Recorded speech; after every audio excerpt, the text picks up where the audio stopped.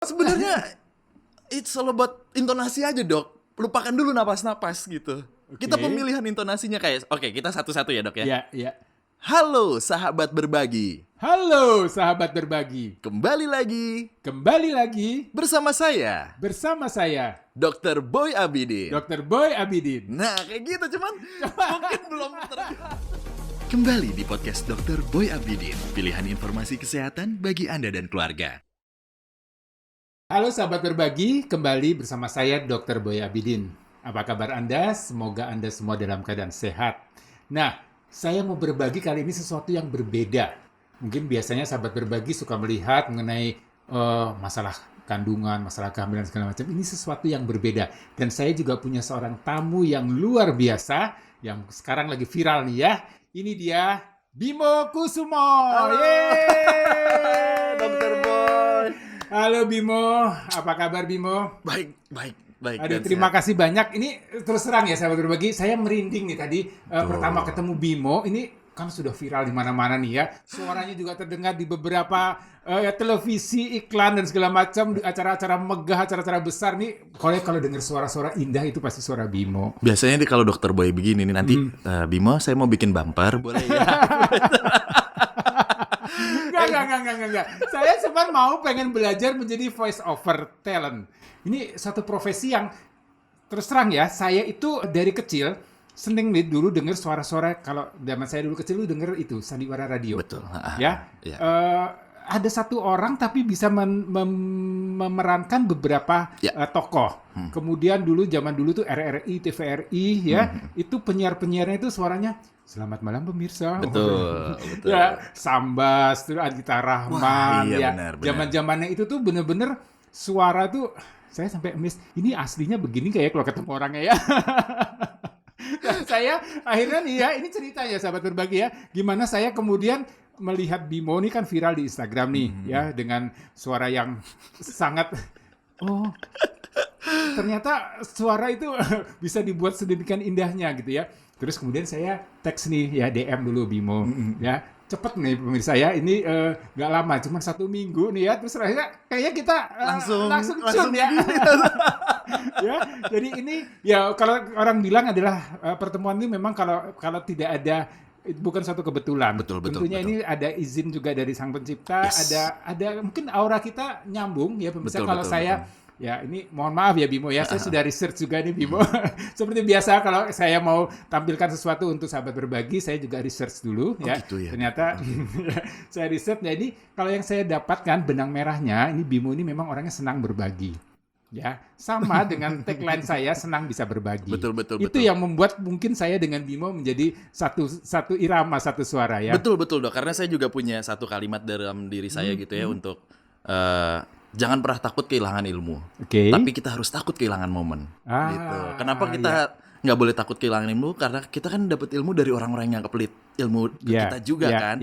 Dan kalau dibilang kenapa sih harus takut kehilangan momen gitu?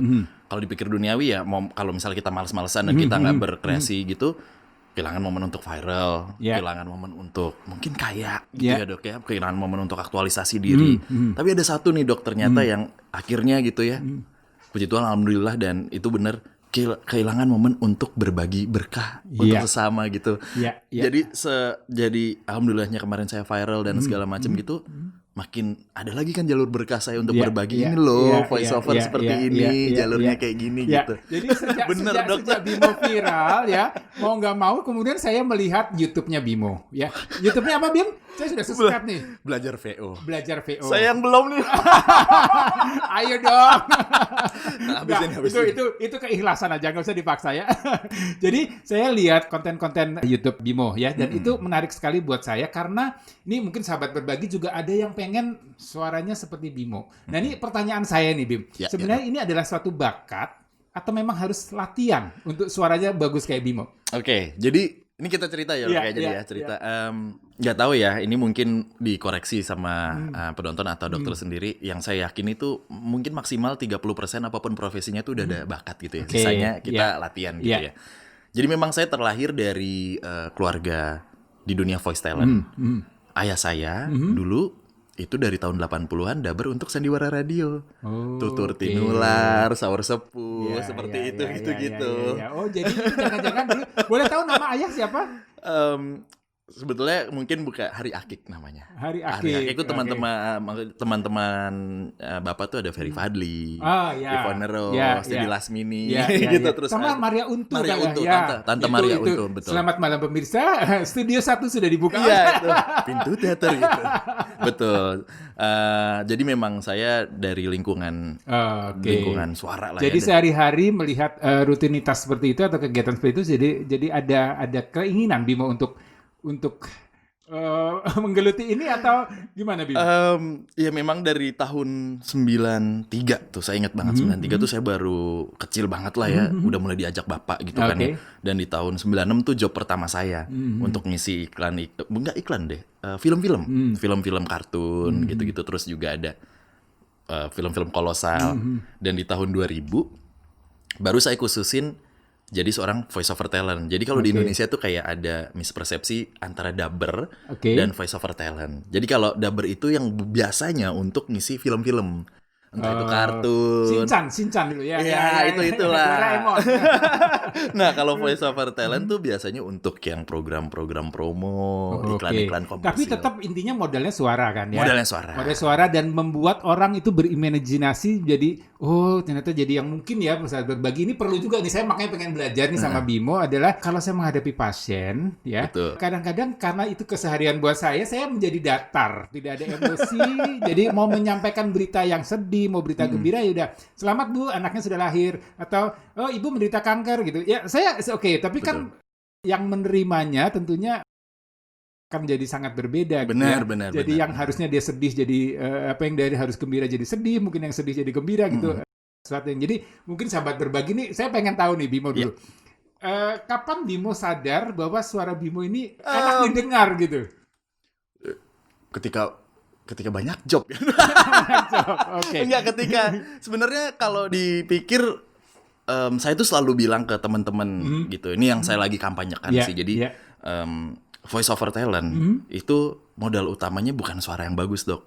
Tapi kecepatan kita menangkap brief dan ketepatan kita mempraktekkan dan mengeluarkan si teknik-teknik voice over ini dengan baik dan benar. Jadi kenapa suara nggak perlu bagus? Jadi memang bodo amat gitu, maksudnya kayak banyak juga yang DM ke saya gitu ya, ini suara saya ngebas, suara saya cempreng, even maaf nih teman-teman yang suara saya cadel gitu, bisa nggak sih jadi VO talent? Ya saya bilang bisa, kenapa enggak? Tergantung produk yang akan disesuaikan kayak gitu. Ini bicara mengenai suara, terus terang nih Bim ya, ini saya curcol sedikit, saya sendiri nggak pede dengan suara saya.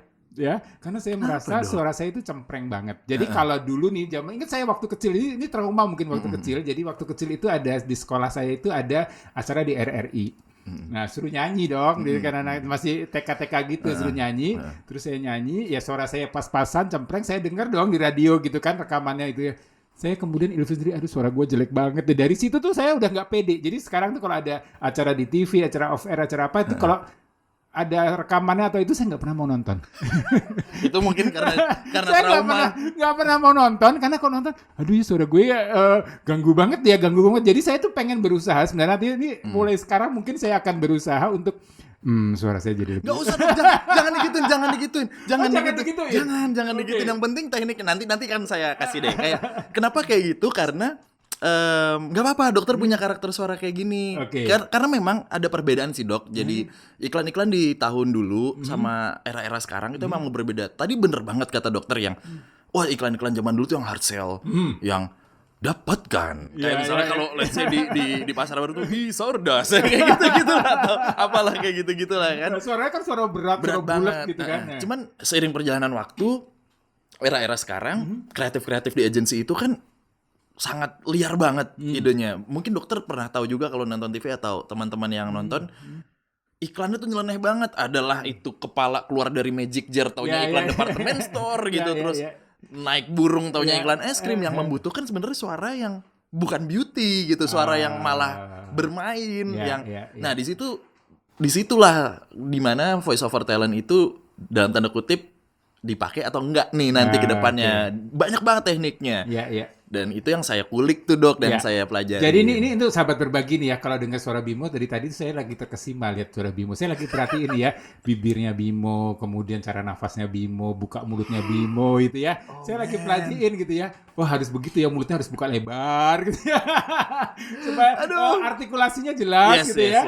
Tapi kayak tadi misalnya dok, dokter kayak selamat ya anaknya sudah lahir. Dari satu kalimat itu aja sebenarnya bisa ada 3 perbedaan nih dok. Misalnya kalau saya coba ya menirukan dokter yang katanya dokter nih lempeng aja kayak selamat ya anaknya sudah lahir. Ada teknik yang namanya smiling voice. Saya cuma kasih senyum aja. Selamat ya anaknya sudah lahir. Nah, tapi ada satu teknik lagi yang supaya skrip itu jadi lebih ada soul-nya. Teknik namanya giggling. Itu dikasih ketawa-ketawa atau sedikit-sedikit celetukan ketawa gitu supaya skripnya lebih jadi kayak gini. Selamat ya anaknya sudah lahir. Beda kan dok? Ada tekniknya gitu. Padahal dengan kata-kata yang sama, hanya cara pengucapannya yang berbeda, cara yang berbeda, penerimaan kita berbeda. Betul, nggak harus yang itu tone saya yang biasa. Kalau misalnya Bim diberat-beratin ya, selamat ya anaknya sudah lahir. Misalnya kayak gitu. Saya tambahin smile. Selamat ya anaknya sudah lahir. Tambahin giggling gitu tadi. Selamat ya anak ibu sudah lahir. Beda kan? Misalnya kayak gitu. Gimana? Sahabat berbagi, makin tertarik atau makin pesimis nih sahabat berbagi? Kayak gitu. Jadi memang ada teknik-tekniknya dok. Jadi suara gue harus bulat gitu. Nggak harus dokter. Ini malah kalau saya lihat sih suara dokter karakter banget. Oh gitu. Iya kalau nggak. Makasih Bim. Kalau nggak saya terharu dipuji sama Bimo. Kalau nggak gitu kan nggak dipanggil TV. Ya, itu juga yang saya pikir sekarang. Artinya tetap kan kita harus improve, harus berproses untuk lebih baik lagi. Benar. Ya, jadi itu yang ingin saya nih dapatkan ini untuk sahabat berbagi itu. Saya ingin berbagi nih ilmunya Bimo nih kita bagikan untuk sahabat berbagi ini. Boleh nggak Bimo kasih tips dan trik nih ya untuk menjaga supaya suaranya bagus? Nah, itu dia tuh. Sebenarnya kalau saya pribadi sih secara sehari-hari sih kayak ngejaganya biasa aja dok gitu. Nah ini sebenarnya biasanya biasanya medis beda nih. Ini bagian saya bertanya nih ke dokter. Memang sih secara literatur lalu secara klinis gitu kan misalnya rokok gitu, rokok air dingin. Itu gitu, dihindari atau malah diminum? Kalau saya sih nggak masalah dok. Nah tapi ini nggak tahu ya, mungkin dokter bisa koreksi. Saya itu tipikal orang yang stamina tenggorokannya itu lebih kuat daripada stamina badan. Itu bener nggak sih dok? Itu saya sempat baca. Tenggorokannya lebih kuat daripada badan. Karena ada beberapa orang yang sebenarnya capek, dia tuh udah capek, tapi pita suaranya tetap stabil. Tapi ada yang orangnya tuh masih kuat, tapi dia gampang serak. Nah itu tuh sebenarnya bener nggak sih dok? Atau memang ada? Ya, sebenarnya kalau sepaham saya adalah pita suara itu memang hanya selaput tipis aja di daerah sini tenggorokan ya, di mana dia kalau teraliri udara, kemudian ada otot-otot yang membesar mengecil itu akan mengatur bagaimana suara kita keluar. Itu sebenarnya di situ. Nah, itu dia sebenarnya karena tipisnya dia tuh sensitif untuk terjadi masalah.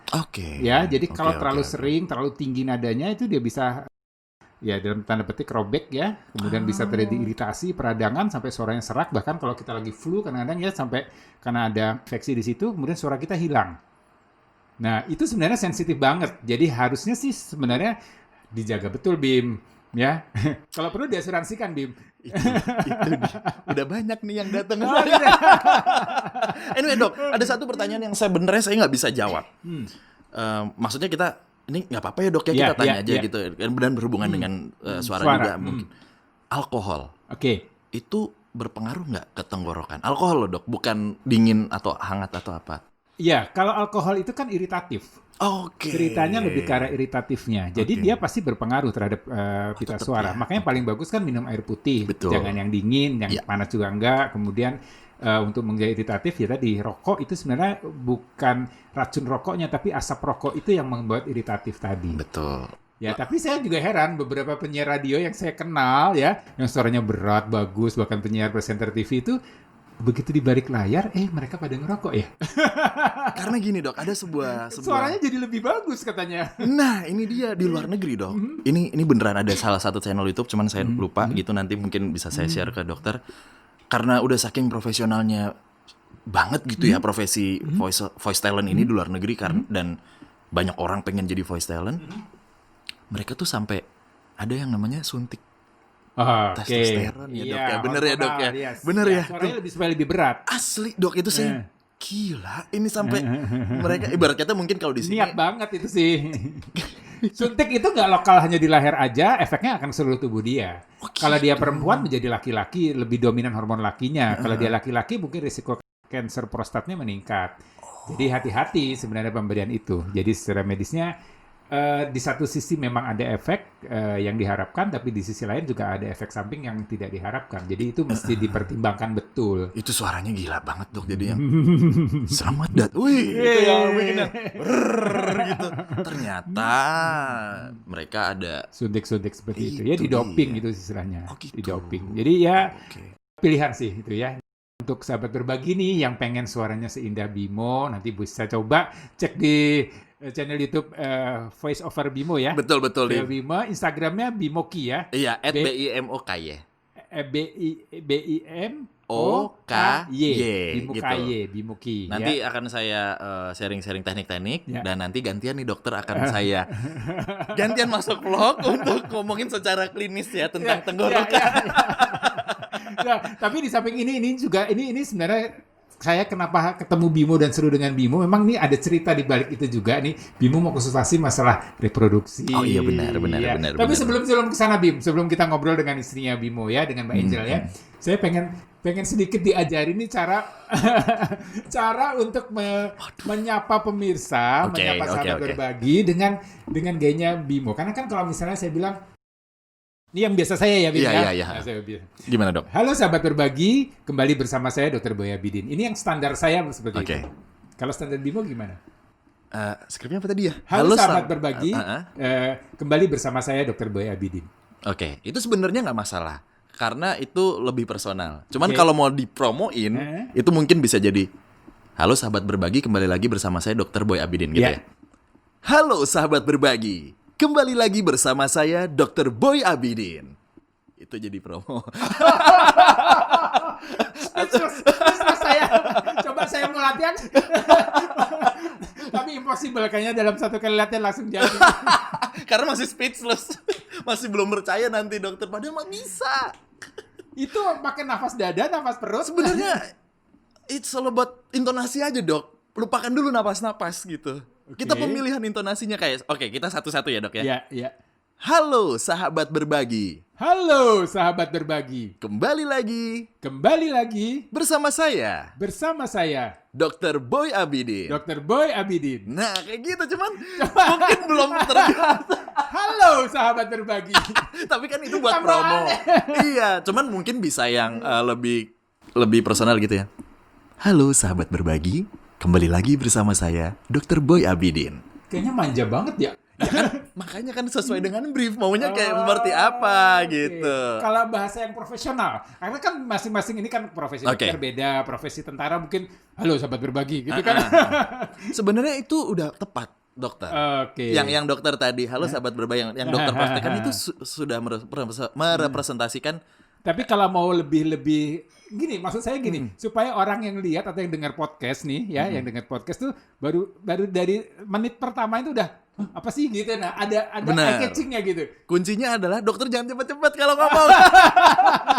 Itu doang kayak, halo sahabat berbagi, kembali lagi bersama saya Dr. Boy Abidin. Seperti itu misalnya. Kalau tadi kan dokter agak, halo sahabat berbagi, kembali lagi bersama saya Dr. Boy Abidin. Kayak gitu kan. Sebenarnya secara intonasi, secara intonasi dan juga tone suaranya dokter Boy emang nggak masalah, cuman jadi lebih cepat aja gitu. Nih kita lebih agak sedikit passingnya di mainnya. Pelan-pelan. Halo sahabat berbagi, kembali bersama saya Dr. Boy Abidin. Nah kayak gitu, enjoy aja dokter. lebih nyentuh gitu. Kalau yang pertama kan nggak gitu dokter tadi, lebih cepat aja, lebih lempar. Sahabat berbagi lebih suka mana? Yang saya awal asli atau yang sudah diajarin Bimo? Ini ngomong doang pakai belajar ya. Gimana coba? Maksudnya ya emang tapi ya itulah seninya sih dok. Voice talent gitu memang bukan cuma sekedar ngomong doang terus dapat duit, nggak banyak banget gitu. Itu latihannya Bimo berapa jam sehari atau berapa hari seminggu? Wah, nggak pakai berapa jam sehari. Kapanpun saya lagi misalnya keluar naik motor atau naik mobil gitu, mungkin di YouTube saya juga udah ada 1-2 episode yang nih ada pamflet tentang jual apartemen nih. Ya saya bacain. Dari situ kayak kayaknya kurang ya. Nah, explore lagi intonasi. Atau misalnya ada yang spanduk lagi jadi dimanapun, kapanpun, siapapun bisa lagi deh. Yang penting perbanyak referensi buat teman-teman gitu, referensi profesi-profesi lain. Karena kita nggak tahu skrip yang datang ke kita nanti. Bim, lu ternyata kamu harus jadi seorang wartawan. Nah di situ kan yang gimana kita stimulus otaknya harus cepat. Wartawan tuh intonasi seperti ini, dia nggak boleh terlalu fun seperti itu. Jadi banyakin referensi. Dokter seperti apa kalau berbicara kayak gitu. Ya ini buat sahabat berbagi nih. Jadi kalau ada dengar suara seorang dokter yang menjelaskan kepada Anda, kemudian tadinya Anda harusnya gembira menjadi sedih, mungkin salah di voice over-nya. Saya ya ternyata kadang-kadang kan sekarang eranya orang telepon, betul, artinya di teks WA itu juga kan kadang-kadang maksudnya baik, tapi orang menangkapnya menjadi negatif gitu ya. Jadi memang suara ini theater of mind, betul-betul. Nah ini satu nih Bimo, ini saya punya tagline sedikit Bim. Apa tuh? Ya, ini saya nggak tahu enak nggak saya menyebutkannya. Boleh. Kan tadi udah, halo sahabat berbagi, kembali bersama saya Dr. Boy Abidin. Yeps. Jadi tagline-nya adalah pilihan informasi kesehatan bagi Anda dan keluarga. Saya biasanya gini, kembali di podcast Dr. Boy Abidin, pilihan informasi kesehatan bagi Anda dan keluarga. Ini kecepatan.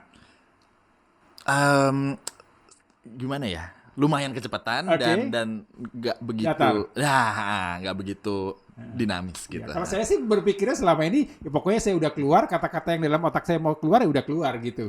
Tapi harus diolah lagi. Harus lebih diolah. Gimana tadi apa? Kembali lagi di podcast Dr. Boy Abidin. Pilihan informasi kesehatan bagi Anda dan keluarga.